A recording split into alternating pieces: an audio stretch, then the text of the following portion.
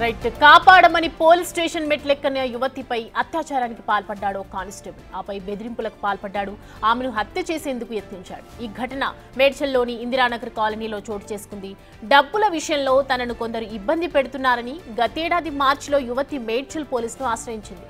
Constable Sudhakar Reddy సాయం చేస్తానని చెప్పి యువతి ఫోన్ నెంబర్ తీసుకున్నాడు. తర్వాత మాయమాటలు చెప్పి పలుమార్లు అత్యాచారానికి పాల్పడ్డాడు.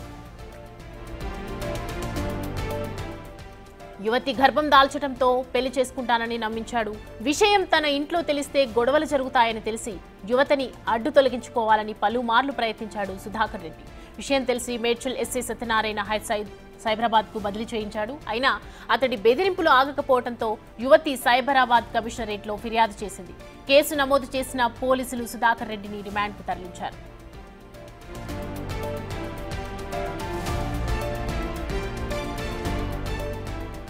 ఈ అంశానికి సంబంధించి పూర్తి డీటెయిల్స్ మా ప్రతినిధి సుజాత అందిస్తారు. సుజాత,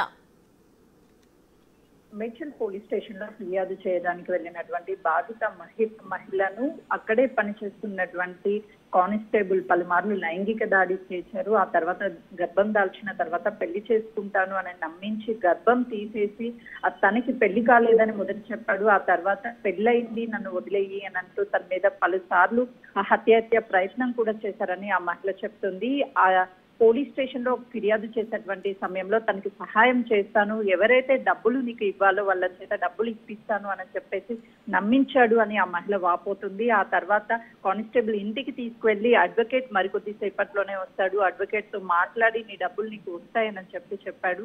అప్పుడే లైంగిక దాడికి పాల్పడ్డాడు అని చెప్పేసి ఆ యువతి చెప్తుంది.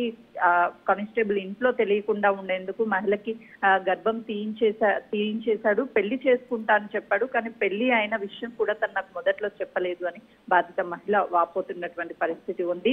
గత కొన్ని రోజుల క్రితం జరిగినటువంటి ఈ సంఘటన పదే ఆ కానిస్టేబుల్ ఆ మహిళని అడ్డు తొలగించాలి అని చెప్పి వాళ్ళ ఫ్రెండ్స్ తో కలిసి పలుమార్లు తన మీద ఆ హత్యాయత్నం ప్రయత్నించాడు అని చెప్పేసి మహిళ చెప్తుంది. నిన్న సిపికి ఫిర్యాదు చేయడంతో సిపి ప్రస్తుతం అయితే తనని రిమాండ్ కి తరలించారు. పలు సెక్షన్ల కింద కేసు నమోదు చేశారు. తనకు సహకరించినటువంటి వాళ్ళు ఎవరు, వాళ్ళ కుటుంబ సభ్యుల హస్తం కూడా ఏమైనా ఉందా, ఫ్రెండ్స్ ఎవరు అని చెప్పేసి వీటన్ని విషయాలు కూడా రాబట్టే ప్రయత్నం చేస్తున్నారు పోలీసులు.